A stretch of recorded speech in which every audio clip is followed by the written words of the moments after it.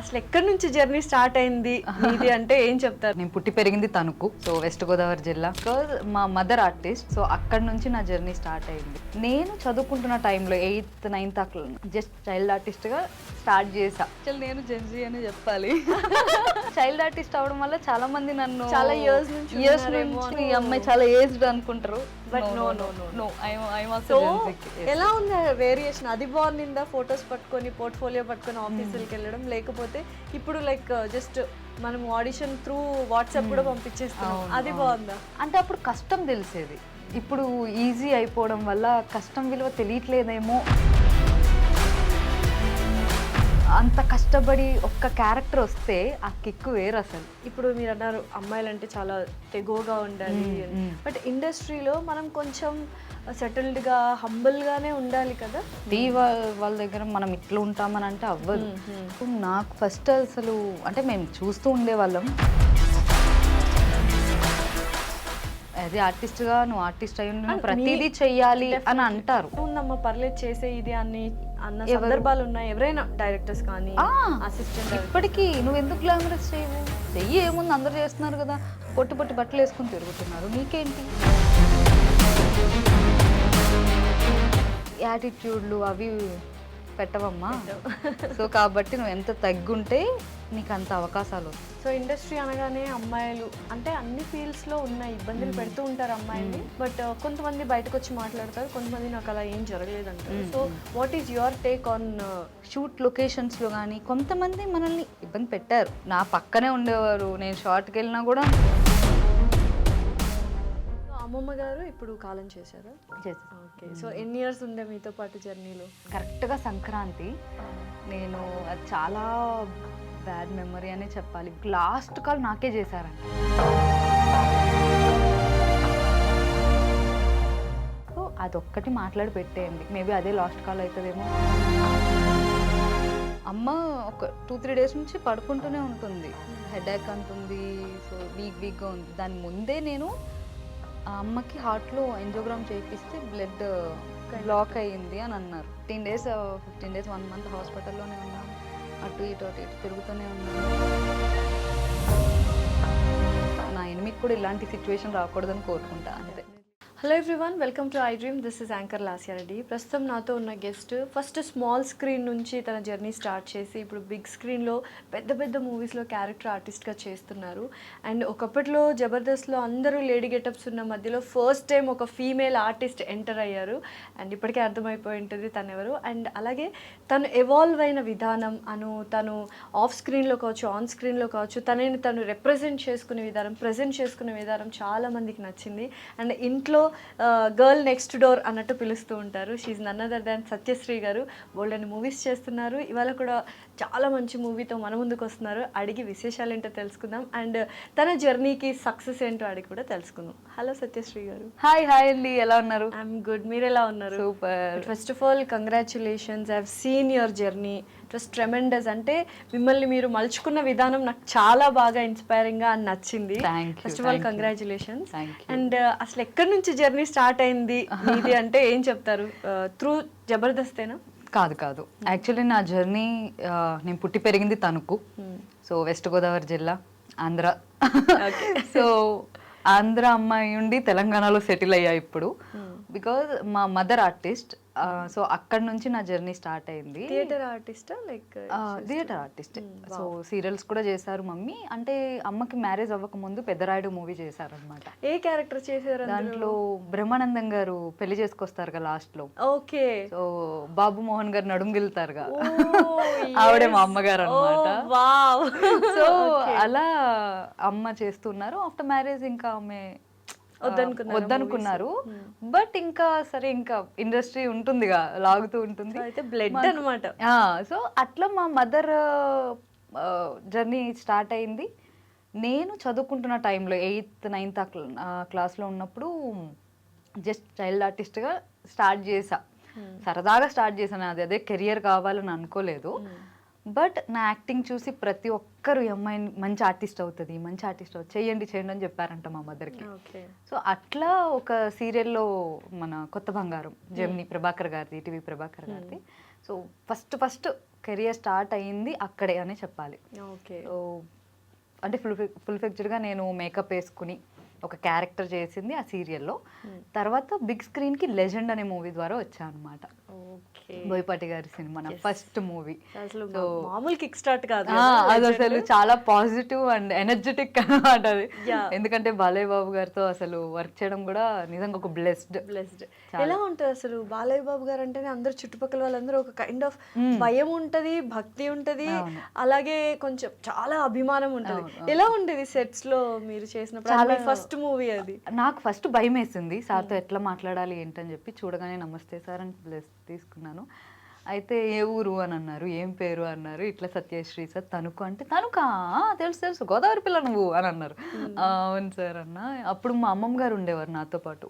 So నా career స్టార్టింగ్లో కూడా ప్రతి చోట నేను ఏ ఆఫీస్కి వెళ్ళినా అప్పుడు ఫోటోలు పట్టుకుని తిరిగే వాళ్ళం కదా. సో అట్లా ప్రతి ఆఫీస్కి ఆడిషన్స్కి అమ్మమ్మ గారు ఉండేవారు. సో లెజెండ్ మూవీ వచ్చేసరికి ఇంకా నా మెమరబుల్ ఎక్కువ ఫస్ట్ మూవీ నేను చాలా ఎక్కువ డేస్ చేశాను. త్రూ అవుట్ ఉన్న మూవీ మొత్తం. వావ్. అంటే 90s kids without technology with technology లాగా మీరు అప్పట్లో విత్ ఫోటోస్ ఆడిషన్స్ చేసేవాళ్ళు అండ్ ఇప్పుడు త్రూ ఇన్స్టా ఆర్ ఎవ్రీథింగ్.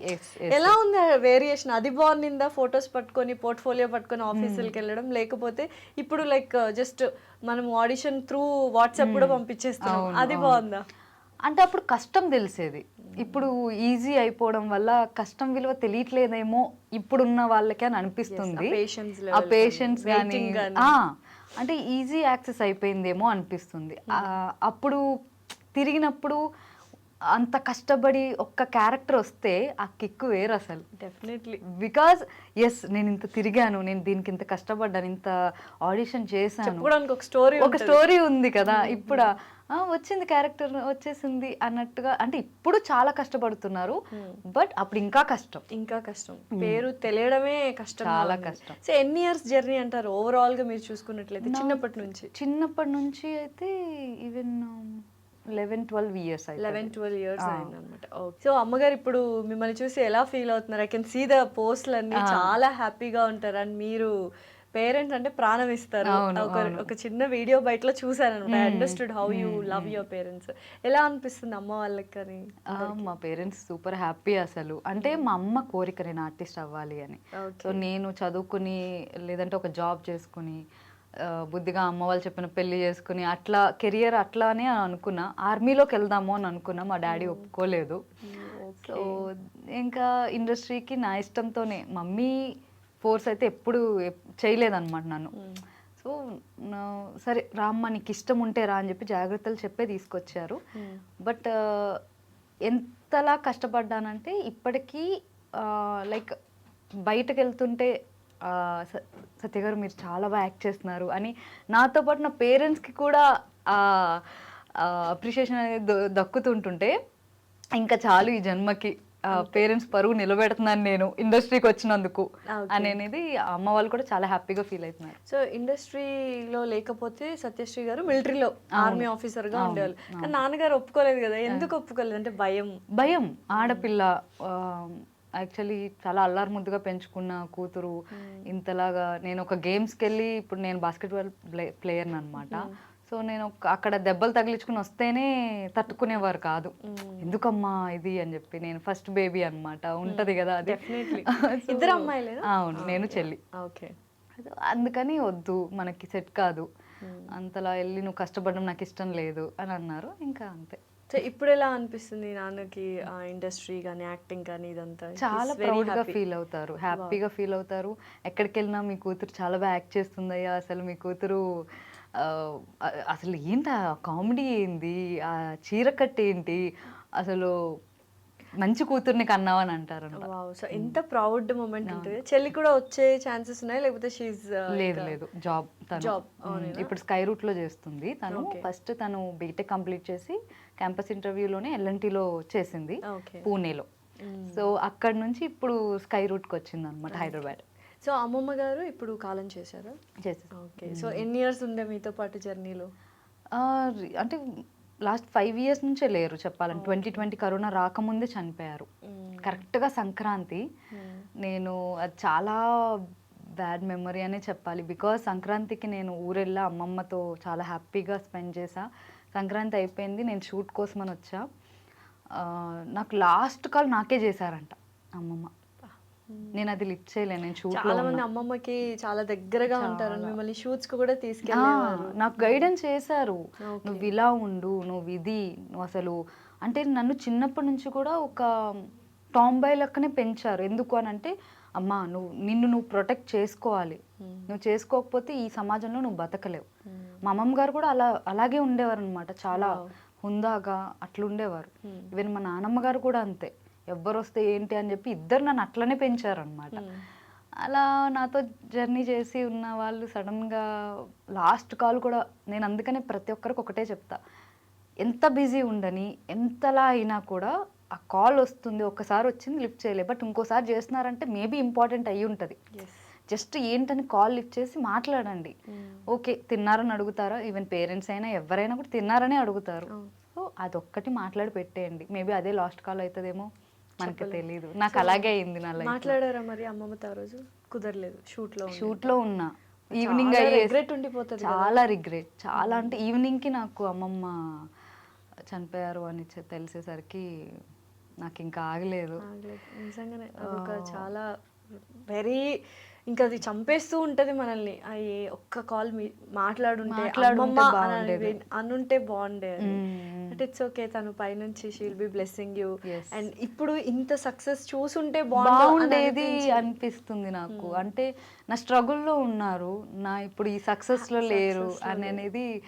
అమ్మో, అమ్మమ్మని తలుచుకున్నా, నాన్నమ్మని తలుచుకున్నా, ఈవెన్ ఐ ఫెల్ట్ డెఫినెట్లీ అంతే. సో ఈవెన్ అందుకని నాన్నమ్మ గారు కూడా లేరు, కాలం చేసేసారు. సో ఆవిడని అట్లీస్ట్ నేను వీడియో కాల్లో అయినా మాట్లాడారు. ఓకే, నాన్నమ్మని. బట్ వాళ్ళ బ్లెస్సింగ్స్ వల్లే you still going very good in the journey. అసలు అంటే ఇప్పుడు మీరు అన్నారు అమ్మాయిలు అంటే చాలా తెగోగా ఉండాలి అని, బట్ ఇండస్ట్రీలో మనం కొంచెం సెటిల్డ్గా హంబుల్గానే ఉండాలి కదా, లైక్ కైండ్ ఆఫ్ అలా. అంటే సిచ్యువేషన్ బట్టి అంటున్నా, ప్రతి వాళ్ళ దగ్గర మనం ఇట్లా ఉంటామని అంటే అవ్వదు. పద్ధతిగా ఉండాలి, చాలా కైండ్ హార్టెడ్గా ఉండాలి, హంబుల్గా ఉండాలి. సిచ్యువేషన్ బట్టి మనం రియాక్ట్ అవ్వాలి అని అనేదే చెప్పారు. సో ఎలా ఉంది మీకు ఇప్పుడు ఇండస్ట్రీ? అంటే అన్ని స్మాల్ స్క్రీన్ నుంచి ఇప్పుడు బిగ్ స్క్రీన్కి వెళ్ళారు, మంచి మంచి ప్రాజెక్ట్స్ చేస్తున్నారు, మంచి క్యారెక్టర్స్ చేస్తున్నారు. అండ్ ఎలా అనిపిస్తుంది ఇండస్ట్రీ? స్మాల్ స్క్రీన్కి బిగ్ స్క్రీన్కి ఏమైనా డిఫరెన్స్ ఉందా? It's all the same? లేదు, డిఫరెన్స్ అయితే ఉంటుంది పక్కా. బికాజ్ అక్కడ మనం ట్రీట్ చేసే విధానం, అక్కడ మన ఫ్రెండ్స్ ఉంటారు, మనం ఆడుతూ పాడుతూ చేస్తాం స్మాల్ స్క్రీన్లో. బట్ ఇక్కడ వచ్చేసరికి మనకంటే సీనియర్స్, లెజెండరీస్ ఉంటారు, అంటే కొంత సీనియారిటీ అది ఉంటుంది, చూపిస్తారు కదా మన మీద. సో ఒక్కసారి వెళ్ళి మాట్లాడే వరకు ఆ భయం ఉంటుంది బిగ్ స్క్రీన్లో. బట్ షూట్ చేసేటప్పుడు కానీ ఆ షూట్ అయ్యాక బిగ్ స్క్రీన్లో మనం చూసుకుంటే ఎస్ ఇది కదా మనకు కావాల్సింది అని అనేది అనిపిస్తుంది అన్నమాట. అది ఫస్ట్ ఏ మూవీ లెజెండ్ లో చూసినప్పుడు ఆ ఫీల్ ఎలా ఉంది? పెద్ద స్క్రీన్ లో బాలయ్య గారు, బోయపాటి గారి డైరెక్షన్, అంటే తెలిసిన ఆర్టిస్ట్, ప్యాడింగ్ ఆర్టిస్ట్, గోల్డ్ అంత మంది. What is that feeling? ఆ డే గుర్తుందా? ఉంది. ఒకసారి ఎలాబరేట్ చేస్తారండి, రీక్రియేట్ చేద్దామా? నేను చాలా చిన్నపిల్లని అప్పుడు. ఓకే. సో నాకు యాక్టింగ్ అప్పుడప్పుడే ఇంకా నేను నేర్చుకుంటున్న స్టేజ్ అది. సో డైలాగ్ చెప్పేశాను, అయిపోయింది. బట్ రిలీజ్ అయిన తర్వాత మీరు ఇప్పుడు షూట్ డేస్ చెప్పమంటున్నారా? రియాక్షన్, థియేటర్ రియాక్షన్ ఎలా ఫీల్ అయ్యారు? థియేటర్లో అయితే మాత్రం నేను ఈగర్లీ వెయిటింగ్ నా సీన్ కోసం అని చెప్పి, ఇలానే ఉన్నా వస్తుంది. నేను అందరికి చెప్తున్నా, చూడండి ఇప్పుడే వస్తుంది. ఎందుకంటే నేనే డబ్బింగ్ చెప్పుకున్నా కదా, చూడండి అనేసరికి ఇలా ఇదిగా ఇంకా అరిచేసా, ఇంకా అక్కడ ఇంకా గోల చేసేసా అనమాట. అమ్మ చూడమ్మా అని చెప్తే డైలాగ్ చెప్పండి ఒకసారి. బ్రహ్మానందం గారు బావిలో పడిపోతారు అనమాట. సో అప్పుడు బావిలోంచి బ్రహ్మానందం గారిని బయటకు తీస్తారు బాలయ్య బాబు. సో అప్పుడు అందరం రౌండ్ సర్కిల్ చేసి చూస్తాం, ఆయన ఉన్నాడా, బతుకున్నాడా, చచ్చిపోయాడా అని చెప్పి.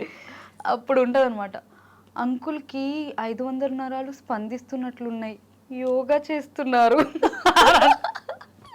అప్పుడు అర్థం కూడా తెలిసి లేదు, నాకు తెలీదు. అలా ఫ్లోలో చెప్పేసి అంటే అది కూడా బోయపాటి గారు సేమ్ ఎలా యాక్షన్ చేయమన్నారో అలాగే చేశా. ఆయన కరెక్ట్ గా చాలా మంది డైరెక్టర్స్ చాలా యాక్ట్ మంది. చేసి చూపిస్తారంట కదా. బోయపాటి గారు చాలా స్ట్రిక్ట్. అక్కడ ఆయన ఏమనుకుంటున్నారు అదే రావాలి, లేదంటే కనుక సింగిల్ టేక్ లో అయిపోయింది. సింగిల్ టేక్ లో అమ్మా సూపర్ సూపర్ అన్నారు. నాకు అది ఓకే, అమ్మాయితో ఎక్కువ టేకులు తీసుకోలేదు అనుకున్నాను. ఓకే, సో అలా అంటే అదొక ఫీల్ స్క్రీన్ మీద చూసుకున్నప్పుడు. So coming back to Jabardasth, ఏంటి అంటే అక్కడ కొన్ని అందరూ అప్పట్లో జబర్దస్త్ అనగానే లేడీ గెటప్స్ ఎక్కువగా ఉండేవి, అందులో మీరు రావడం జరిగింది. సో ఆ డిఫరెన్స్ ని మీరు ఎలా ఓవర్కమ్ చేశారు? అంటే అనేవాళ్ళ లేడీ గెటప్స్ అప్పుడు నువ్వెందుకు వెళ్తున్నావు, నీకు అవసరమా అని అనేవి చాలా వినిపిస్తూ ఉంటాయి. అండ్ జబర్దస్త్ అనగానే చాలా మందికి అది ఒక లివింగ్ అయిపోయింది, చాలా మందికి బ్రెడ్ అండ్ బటర్ ఇచ్చింది, ఫ్రమ్ గెటప్ శ్రీను గారి దగ్గర నుంచి ఎవ్రీవన్. బట్ ఏంటంటే అదే లేడీ గెటప్స్ అప్పుడు మీరు ఎంటర్ అవ్వడము ఎలా అనిపించింది? సో నాకు ఫస్ట్ అసలు అంటే మేము చూస్తూ ఉండేవాళ్ళం ఇంట్లో కూర్చొని, అసలు 9 అవ్వగానే 9:30 అవ్వగానే ఉండేది కూడా ఆడియన్ గానే, రే బాగుందిరా స్కిట్లు భలే ఉంటాయంటే చూద్దాం. ఎందుకంటే అప్పుడు నేను చదువుకుంటూ ఉండేదాన్ని. సో నా కెరియర్ ఏంటంటే ఒక పక్క చదువు, ఒక పక్క షూట్ ఉంటే హైదరాబాద్కి వచ్చేసుకునేదాన్ని. బికాజ్ అమ్మ మా కోసం ఇంకా ఇక్కడ ఉండి హైదరాబాద్లో ఉండి షూటింగ్ చేసుకుంటూ మా దగ్గరికి వచ్చేవారు. సో అప్ అండ్ డౌన్ చేసేవారు. సో అట్లా చూస్తూ ఉండగా నేను అమ్మతో షూట్కి వెళ్ళా ఒకరోజు. ఒక మూవీ షూట్, అమ్మ మదర్ క్యారెక్టర్ చేస్తున్నారు. సో తన కూతురు క్యారెక్టర్ రాలేదు, ఏదో కరెక్ట్గా షూట్ డేకి తన హ్యాండ్ ఇచ్చింది. అదే టైంకి మీరు వెళ్ళారు? అదే టైంకి నేనున్నా అక్కడ. ఏందమ్మా ఇట్లా హ్యాండ్ ఇచ్చారు, ఒకసారి ఏమైనా మీ అమ్మాయి చేస్తుంది, జస్ట్ పెళ్లి కూతురు క్యారెక్టరే కదా, పెళ్లి చూపుల క్యారెక్టర్ ఎవరితో, చంద్ర గారితో. సో పెళ్లి చూపుల క్యారెక్టర్ ఇట్లా ఉంది అమ్మ, ఒక్కటి చూడు చేద్దాము, మీ అమ్మాయి చేస్తుందేమో అని అంటే ఇంకా అప్పటికప్పుడు ఓకే అని చెప్పి, నో మేకప్ ఏమీ లేదు, జస్ట్ ఇంకా కూర్చొని ఏదో నేను అప్పుడు రెడీ అయిన దాంతోనే, అప్పుడు నా హెయిర్ చాలా లాంగ్ ఉండే అలానే మొత్తం అంతా మేకప్ హెయిర్ స్టైల్ అంతా చేసి కూర్చోబెట్టి సీన్ ఇచ్చారు. అది 5-6 పేజెస్ సీన్. అది ఆయనకి నాకు కాన్వర్జేషన్. సో నీకేమంటే ఇష్టం, నాకు ఇదంటే ఇష్టం, నాకు ఏ హీరో అంటే ఇష్టం, బికాజ్ ఆయన గే. నేను ఏం అడుగుతానంటే ఇట్లా అడుగుతా, అతను అడుగుతాను నీకు ఏ హీరో అంటే ఇష్టం అంటే, నాకు ఇట్లా పవన్ కళ్యాణ్ గారు సంథింగ్ ఇట్లా మెగాస్టార్ అలా ఇష్టం అని చెప్తా సీన్లోనే. అతను ఏమంటే నాకు సల్మాన్ ఖాన్ అంటే ఇష్టం అని అంటాడు. సల్మాన్ ఇదేంటి తేడాగా ఉన్నాడు అని సీన్లో, అది సీన్. ఆ సీన్ నేను సింగిల్ టేక్లో చెప్పేశా.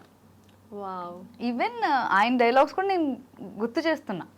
సో ఆయనకి ఇంకా నా మెమరీ పవర్ నచ్చి స్కిట్ చేద్దామండి, మీ అమ్మాయిని పంపించండి అని అమ్మని అడిగారంట.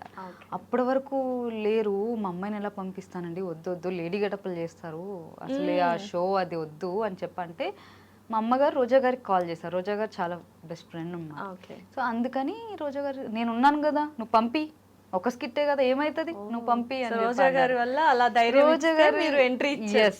సో ఆ ఫుల్ సపోర్ట్ అన్నమాట. ఏం కాదే పర్లేదు రాని, నేను ఉంటాను కదా అనేసరికి ఆ ధైర్యంతో నేను వెళ్ళా. మా డాడీకి అయితే అస్సలు ఇష్టం లేదు, ఆబ్వియస్లీ ఉండదు. అప్పటి వరకు అమ్మాయిలే లేరు, నువ్వు ఎట్లా పంపిస్తావు, అది ఒక డబుల్ మీనింగ్ ఉంటాయి, నీకేమనుకుంటున్నావు నువ్వు, అది ఇది అని అంటే, దేవుడి దేవల్ల ఇప్పటికొచ్చి ఆ స్కిట్లో ఎప్పుడు నా మీద డబుల్ మీనింగ్ అనేది రాలేదు. అవును, అన్ని చెక్ చేసుకుంటే ఇప్పుడు చూసే వాళ్ళు కూడా చెక్ చేసుకుంటే రాలే. అంటే మీరు మేబీ మీరు అలా మిమ్మల్ని అలా చూపించకూడదు అని అనుకొని ఉంటారు కాబట్టి. అప్పుడు నాకు ఫస్ట్ స్కిట్ లో ప్రతి ఒక్కరు షాక్ అయ్యారు, ఏంటి అమ్మాయి వచ్చింది లేడీ గెటప్, ఫస్ట్ లేడీ నేను. ప్రతి ఒక్కరు అక్కడ నుంచి చాలా మంది ఎంట్రీ ఇచ్చారు అండ్ చాలా మందికి లైఫ్ వచ్చింది. రోహిణి గారికి కావచ్చు, చాలా మంది చిన్న ఇన్ఫ్లుయెన్సర్స్ కూడా మంచి లైఫ్ వచ్చింది. ఏం చెప్తారు అసలు జబర్దస్త్ గురించి ఒక మాటలో మీరు చెప్పాలనుకుంటే? అది మీకు లైఫ్ ఇచ్చింది? అది టర్నింగ్ పాయింట్ నా లైఫ్ కి. బికాజ్ నేను జబర్దస్త్ ముందు కూడా నేను మూవీస్ చేశాను, సీరియల్స్ చేశాను. బట్ నా అది సత్యశ్రీ అనేది తెలిసింది, తన యాక్టింగ్ తెలిసిందంటే అది నాకు ఒక ప్లాట్ఫామ్. అది నా ఇల్లు అనే చెప్పాలన్నమాట. డెఫినెట్లీ. బికాజ్ నా కెరియర్ గ్రోత్ కానీ నేను ఎప్పటికీ నేను మల్లెమాలకి కానీ మా గురువు చంద్ర గారికి అండ్ రోజా గారు, నాగబాబు గారు, మా డైరెక్టర్స్ నితిన్ భరత్ గారికి, మల్లెమాల మొత్తం యాజమాన్యానికి అందరికీ నేను ఎప్పుడు రుణపడి ఉంటా. బికాజ్ అది లేనిదే ఇప్పుడు ఈ సత్యశ్రీ ఈ సీట్లో ఇలా కూర్చునేది కాదు.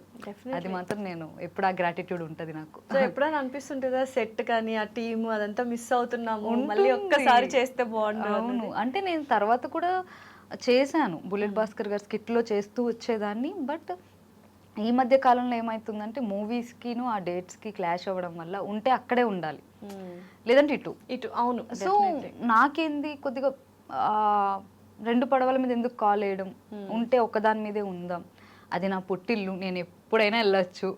సో ఎప్పుడైనా ఆల్వేస్ వాళ్ళు వెల్కమ్గానే ఉంటారు. సో కాబట్టి ఇంకా నో ప్రాబ్లం అని ఉంది. సో అక్కడ ఆర్టిస్టులను చూస్తే జబర్దస్త్ ఆర్టిస్టులు చాలా మంది they are like in very good position.